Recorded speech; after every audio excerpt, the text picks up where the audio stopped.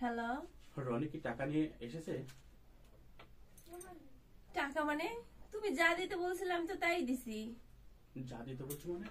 আমি তো রনিকে টাকার কথা বলছিলাম। আমি অনেক মাল কিনেছি, 10,000 টাকা শর্ট করে গেছে। তাই রনিক বলছিলাম যে তোর বৌদির কাছে গিয়ে 10,000 টাকা দিয়ে তুই সুমন্তর দোকানে এসে আমাকে বিকাশ করে দে। সেই জন্য তো রনিক পাঠাইছিলাম।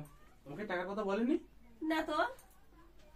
আমি তো তোমাকে টাকা দিতে বললাম যে রনি যা চাই দিয়ে দাও। তুমি বললে যে যা চাই তাই দিয়ে দাও, আমি তো যা চাইছি আমি তাই দিয়ে দিছি। যা চাইছো সে কি চাইছে, কি দিছো তাকে? একটা দুর্ঘটনা হয়ে গেছে, আমি তোমাকে বলতে পারবো না আর। দুর্ঘটনা মানে? হ্যাঁ, যা হওয়ার হয়ে গেছে। যা হওয়ার হয়েছে, আচ্ছা যা হওয়ার হয়েছে আমি সেটা পরে শুনতেছি।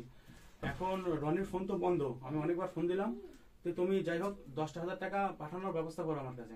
আর যা হয়েছে এটা বাসায় আমি শুনবো নি, বাড়িতে এসে। আচ্ছা ঠিক আছে, তাহলে রাখলাম। আচ্ছা ঠিক আছে।